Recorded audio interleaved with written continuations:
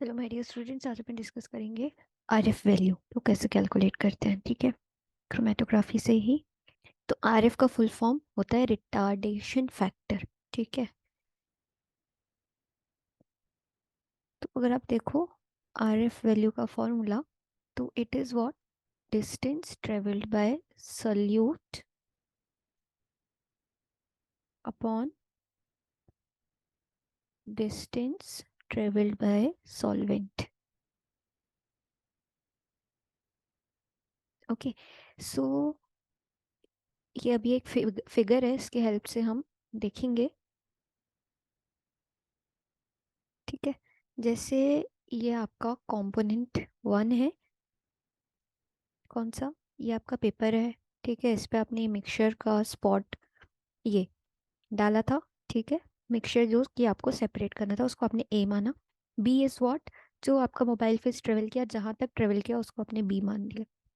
ये स्केल है, स्केल का 0 पॉइंट ये होता है। तो मतलब यहाँ पे क्या है कि जहां आपने मिक्सचर लिया वहां से आपको मेजर करना स्टार्ट करना है। अब एक पॉइंट आपका मान लो फर्स्ट पे सेपरेट हुआ, उसको आपने वाई बोला।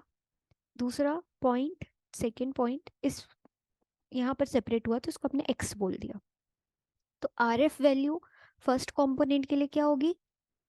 सॉल्यूट का डिस्टेंस डिवाइडेड बाय सॉल्वेंट। तो सॉल्वेंट तो ए बी है पूरा, ए बी तो पूरा सॉल्वेंट है। This is solvent.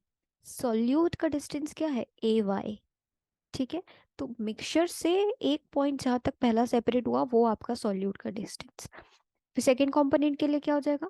A x, क्योंकि यहाँ तक ट्रेवल किया, अपॉन ए बी। तो इस तरीके से आपको आर एफ वैल्यू कैलकुलेट करनी है।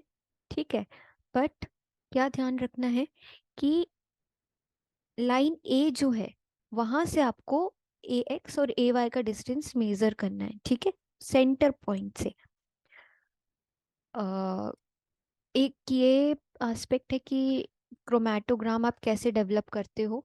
तो क्रोमेटोग्राम डेवलप करने के लिए आप स्टैंडर्ड कंपाउंड को और जो आपने मिक्सचर सेपरेट किया उसको कंपेयर करते हो।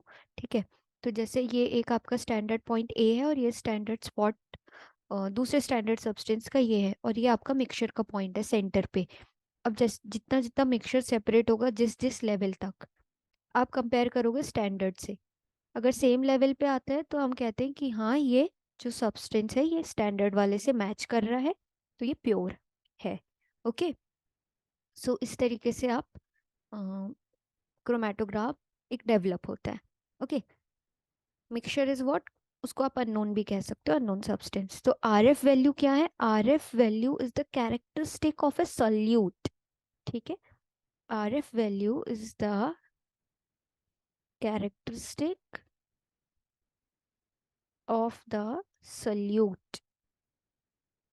ओके, ये फिक्स है किसी सेट ऑफ कंडीशन के लिए। अगर आप चेंज करते हो कंडीशन, जैसे सॉल्वेंट चेंज हुआ, टेम्परेचर, प्रेशर, तो आर एफ वैल्यू भी चेंज होगी। ओके, इसलिए जब भी हम कैलकुलेट करते हैं तो एक गिवन सेट ऑफ कंडीशंस में हम कैलकुलेट करते हैं।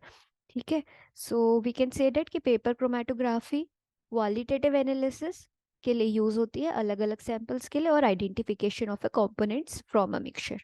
Okay, so this is what all about paper chromatography या पार्टीशन क्रोमेटोग्राफी।